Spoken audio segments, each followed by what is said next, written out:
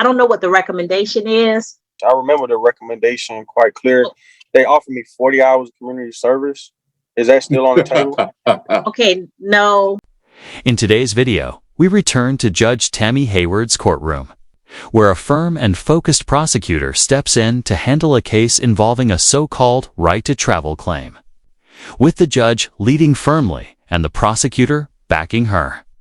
With sharp legal points, the courtroom doesn't leave much room for nonsense. Let's dive into how it all unfolds. Mr. Resto. So Mr. Resto, you have two cases. You have case number. You hear me? Yes, okay. I hear you. So you're before the court on 2019 CR 04954 for driving on a suspended or revoked license, no license, failure to display license, or failure to have license on person. I'm not sure, it cuts off, and no tag or expired or invalid tag. So that's on the first case. On the case from 2020 03114, you have a suspended or revoked license. You're represented by Lister and Holt on one of the cases, but not on the other. Did you want Lister and Holt to represent you, or did you want to represent yourself? I'll represent myself. On both cases? Yes, ma'am. I have a quick question as far as law concern when it comes to driver's license. Okay. Okay, you're only allowed to have one driver's license, and I have an Alabama driver's license. So when I get pulled over, I actually show them my Alabama driver's license, and it's current. It's the most current, and so they make a determination if they should go off the Georgia driver's license or the Alabama driver's license. And when I present the Alabama driver's license, they let me go because my Alabama license is valid, and you're only allowed to have one. And I had Alabama license first. So I believe this sounds like a not guilty. Looks like Prosecutor Taylor might be enjoying the moment a little more than usual.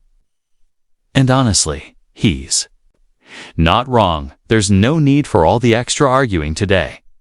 A simple plea of guilty, not guilty, or choosing to remain silent would have been more than enough. So, Mr. Resto, what Mr. Taylor is saying is this is something that you could prove at trial. If you present that information at trial, then that means you want to go to trial instead of taking a plea. I don't know what the recommendation is, and I don't know. Well, the recommendation was, I think I've been dealing with this case for an awful long time now. So yeah. I don't really want to go to trial. I just want to get it behind me. But I think that the recommendation, I remember the recommendation quite clear. They offered me 40 hours of community service. Is that still on the table?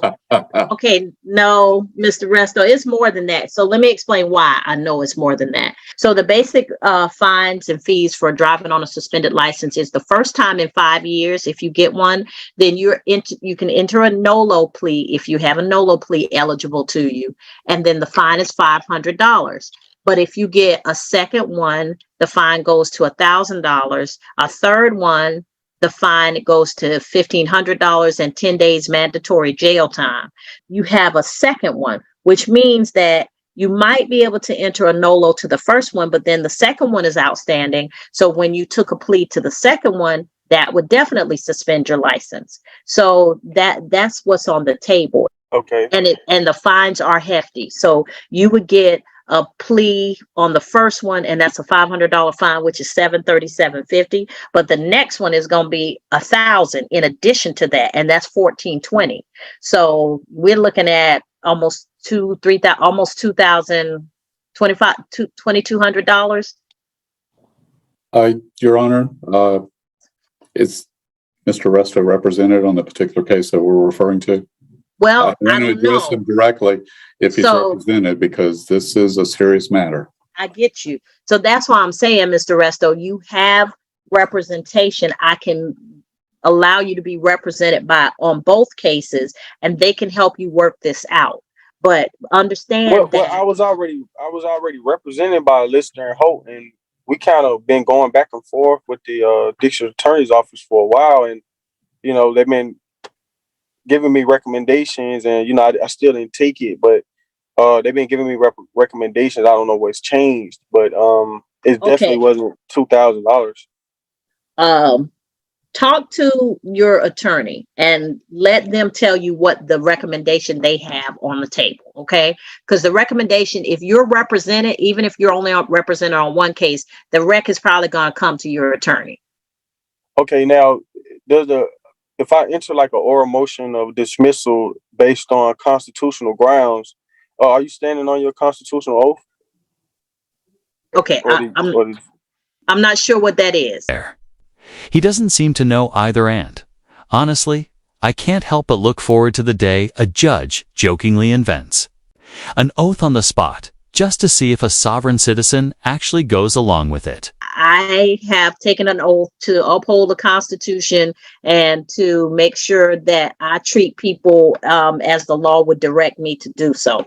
So, okay. Well, I asked this question previously when I was in your courtroom one day in regards to the right to travel under the 14th Amendment, stating that citizens do not need a permit to travel with a horse-drawn carriage, wagon, or automobile without interference by police. And I was on a public highway actually when I got pulled over. Okay, so that's not actually in the Constitution. And I don't believe automobiles were around when the 14th Amendment was ratified. I'm sorry. Go ahead, Mr. Taylor. I just wanted to point out to the court that automobiles hadn't been invented when the 14th Amendment was ratified. Had to double check this myself. The 14th Amendment was ratified in 1868, while the first car didn't hit American roads until 1893, known as the Duria motor wagon. The prosecutor was right. And after reading the entire amendment, there's no mention of horses, buggies, cars, or any special right to travel. Safe to say that claim goes straight into the made-it-up pile. It says automobile, horse-drawn wagon, or carriage. Okay, so an automobile is not necessarily a car if it's a household good. It's just a form of transportation. It doesn't matter if it's an automobile, horse-drawn wagon, or carriage, because it's still a form of transportation, and citizens have the right to travel without interference by police. So I don't even know how the police are even allowed to interfere with travel when I'm not using my vehicle for commerce. Your Honor, and it's hold on, a Mr. totally Taylor. private household good. Okay, so Mr. Resto, if somebody drove 100 miles an hour into the back of your vehicle and killed your a family member, would you want the police to interfere? That's a murder. I mean, that's if someone got killed. But they're traveling. You can't interfere with somebody traveling. No, I mean you can't. It's stating that a police just can't interfere with your traveling, like pulling you over for a traffic violation or a tag. But you want them to interfere if somebody. Now, if you murder somebody because say you don't murder them. Say you just hurt them. Say you just damaged the vehicle. You don't want the police to interfere. No, that's when it almost becomes like an accident or a crime or whatnot. So the police that's not really an interference. An interference with your traveling, not an interference when two citizens engage in an accident. It's interfering with you just traveling. So essentially, you want the police to step in when it works in your favor, but back off when it DOESN single quotes. T2. Police officers, as far as public servants, they have a duty to serve to the people. So if a car accident occurs, then of course public servants, as far as ambulance, as far as firemen, they will come to the scene just as a service. But for you to just interfere in my traveling is actually a violation of the Constitution.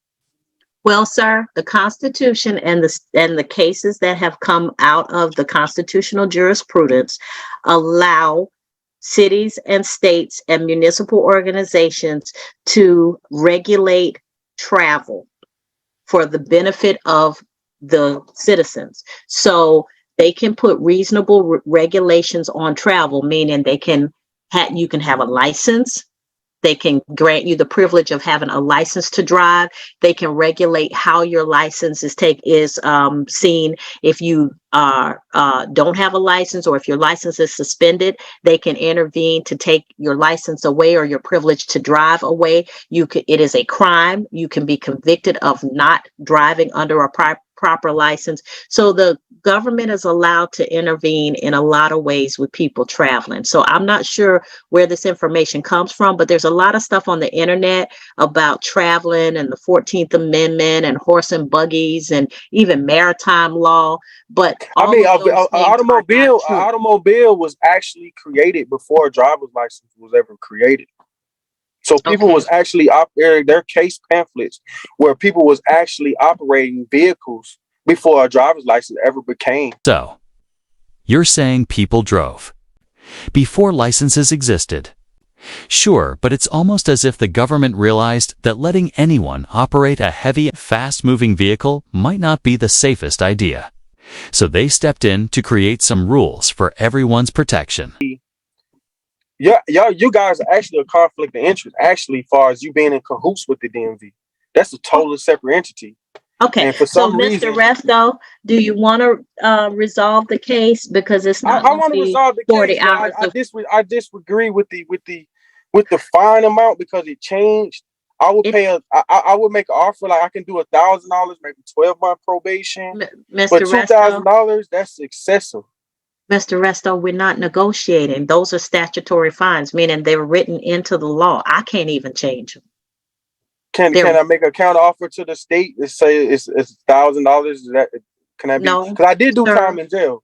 If the state would see that Well, and count, that's why I'm saying that you may want to speak with an attorney because certain things that they can negotiate, I can't change the statute.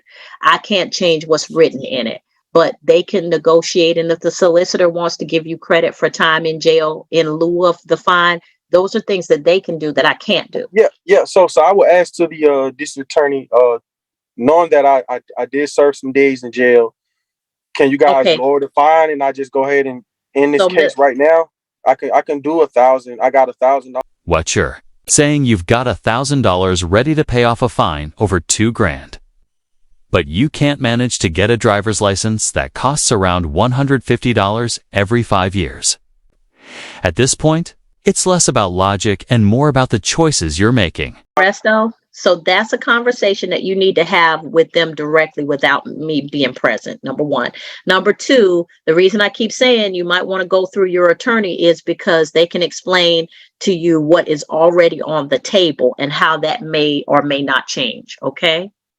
What's on the table now, man? I don't know. That's what I'm saying. I would rather you have that conversation in a breakout room with the attorney who's assigned to your case and with the state as opposed to here in the main room. One, because I have other cases that need to be addressed, and two, because that's not information I need to hear. Okay, is it anything I can do to get this case resolved now? Because it's been lingering on. I'm telling you what to do, but you're not listening, Mr. Reston. Mr. Resto, I mean, today, like I want to resolve this today. I get that you want to resolve it today, and I'm telling you what to do, but you're not listening to me. I said you can go into a breakout room with your attorney, and the attorney and you can discuss what's already on the table. And then if your attorney wishes to speak with the state to clarify anything, they can do that too.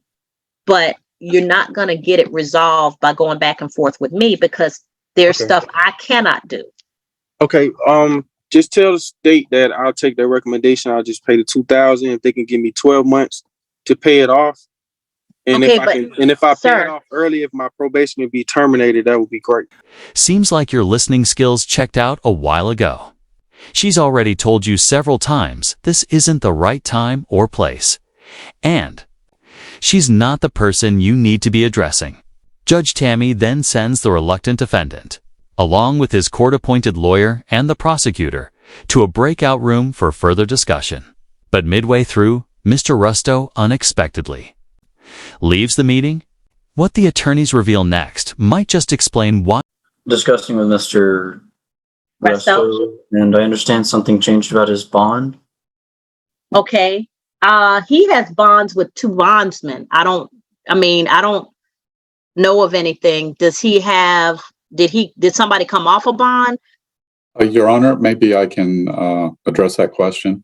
Okay. Mr. Resto, our office filed a motion to revoke bond, and that motion was granted a rule nisi, and it was calendared. That motion didn't happen because of the pandemic. It was, I believe, scheduled to happen in 2021, maybe February, but somewhere about that time. I informed Mr. Kamani to inform his client that depending on the outcome of today's arraignment, the state intends to move forward on that bond revocation. Your Honor, may I make a request on that matter? Sure, Mr. Taylor.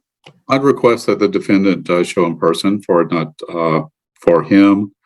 Zoom court is or remote appearance is not sufficient. He's already had trouble showing up to Zoom court. And now the prosecutor wants him to appear in person, and it's easy to see why. He missed the next court date too, only calling in at the end of the docket to say he had a doctor's appointment that just happened to fall on the same day. You can choose to believe him, but I'm not exactly convinced by his story. Understanding that you and Mr. Castaneda have parted ways with respect to your case. Yeah. Did he file a motion to withdraw? Yeah. Okay. Did you want to go forward without an attorney representing yourself? Yeah, it seems like the attorneys that the state appoints me, they have a very hard time of like listening to their clients, like what they have to say. Like I had a conversation with him for like maybe 5 minutes, and he was very like wanted to do what he wanted to do. He didn't want to hear what I had. So you're saying a trained lawyer with years of education and real courtroom experience isn't taking legal advice from someone whose entire knowledge comes from watching YouTube videos? Wow, what a surprise. Or he was just telling me, like I was raising concerns about the state came off of my bond, and I was trying to figure out why they came off my bond when I show up for court. I gave him no reason to come off my bond. And he said, so when you say come off your bond, the bonding company has to do that, not the state. So I'm not sure.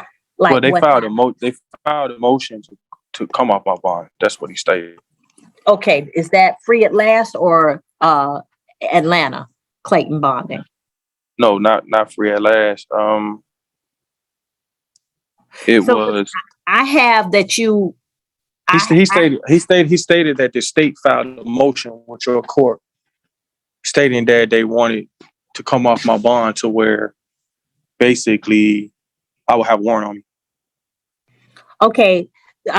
Miss John VA, do you have any outstanding bench warrants for Mr. Resto? I don't recall signing any, but I may have. Did the state file any motions in regards to that? No. The keen observer in me can't help but notice how Mr. Rusto is fixated on his bond being revoked, even though, as the judge clearly stated, that wasn't even being considered. It just adds to the growing suspicion that his conveniently timed emergency doctor's appointment on the day of court wasn't exactly a coincidence. So just Your Honor, I didn't know that he was back. I'd already given the file to my assistant. She said she had just sent off the bench warrant to you as well, I think. So I didn't think. Okay. All right. So yeah, Mr. Resto, you're here. So I haven't signed anything yet. Okay. Does the state have any intentions on trying to come off my bond? No.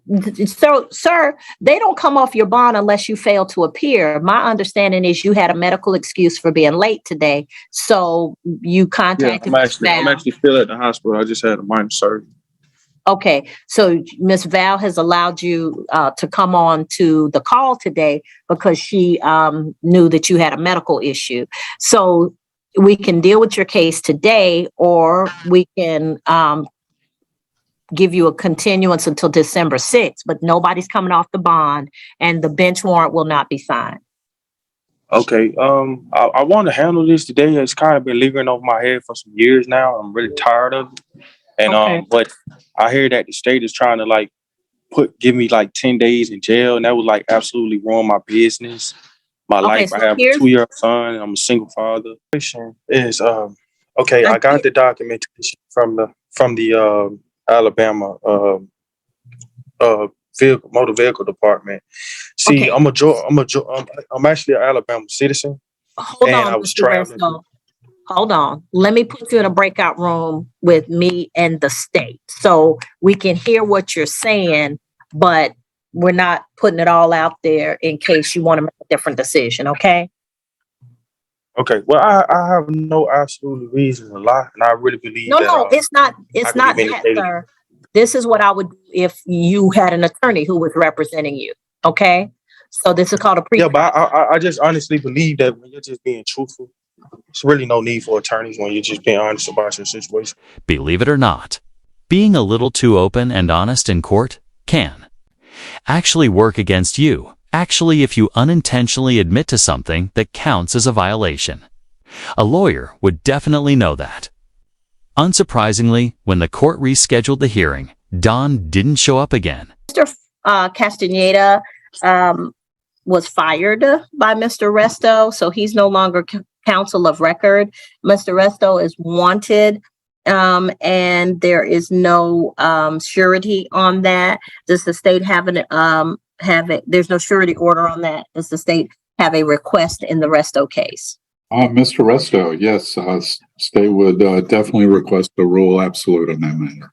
Okay, on both cases, a rule absolute will be granted.